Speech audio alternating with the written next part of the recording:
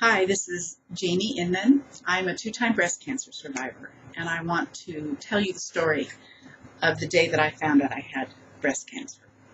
I'm going to focus on the second episode because it's the one that profoundly changed my life. 13 years separated the two times that I had breast cancer, and in December of 2005, I had my annual checkup with clinical exam, and my doctor found something suspicious. And so when I had my mammogram, they were more thorough and found that it confirmed that there was something irregular. And so then I had ultrasound guided biopsy, and it was confirmed that I had DCIS. So this was a new cancer in the same breast. And quite honestly, when I learned that I had cancer again, my immediate feeling was annoyance.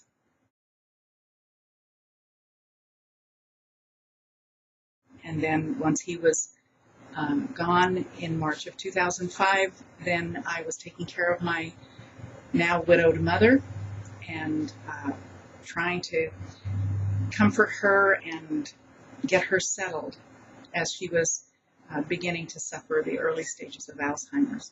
So I really just didn't think I had time for breast cancer. I just wanted to get it over with and get back to the things that were really important. So I knew that I could not have another lumpectomy or radiation. You cannot treat one site twice in that way. So I also know myself well enough to know that I would want to have a reconstructed breast. Some women are comfortable just missing a breast or both breasts, but I'm not one of those. So I tried to find the best reconstructive surgeon I could and ended up scheduling a bilateral mastectomy with deep flap reconstruction on February 6th, 2006. I had an emergency that same day. One of the breasts started to fail, one of the implants or flaps that they're called, and so I had to go in for an emergency surgery that night to save that breast. But in the end, I had a very successful surgery. I ended up having a total of 7 surgeries. The details of why I needed so many are not really that important.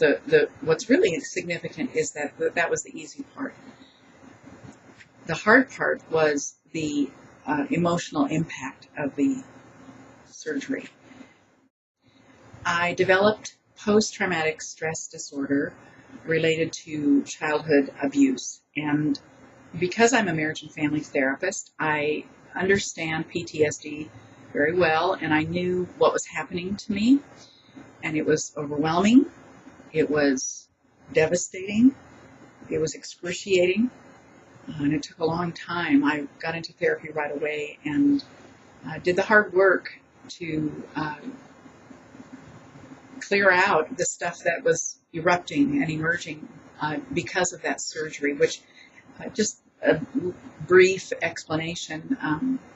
Obviously, the surgery cut me open in the regions of sexuality for a woman would be my pelvic area and my breasts, and that is also the area that was affected by abuse. So it unearthed forgotten things that I was very surprised that I hadn't worked on already because I'd spent hundreds of hours in therapy. But anyway, it was a really dark, confusing time, even with the understanding that I had about how PTSD works. When you're in it, it doesn't matter what your degree is, it is really confusing and painful. So because of that surprise and also other unexpected things that happened to me during my recovery, I was compelled to warn other women, to help them as they faced these decisions. And so I started telling my story on websites. And one thing led to another, and I ended up having a business and a website that I dedicate to supporting families that are affected by breast cancer. I kind of specialize in the emotional impact of breast cancer and certainly about reconstructive surgery when people are facing mastectomy. I don't consider myself a general cancer expert by any means, but I do like to point people to good resources. So in the end, it was a redemptive experience.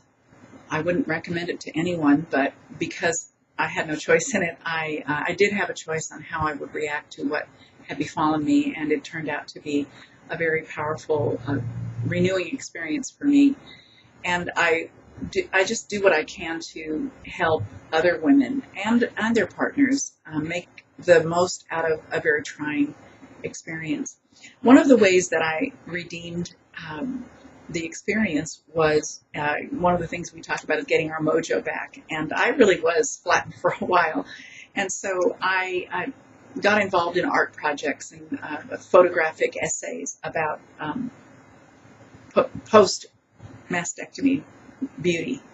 And I volunteered for one photographic essay, and then I learned about another one called the Breast Cancer Awareness Body Painting Project by Michael Colanero, who is in Fort Lauderdale.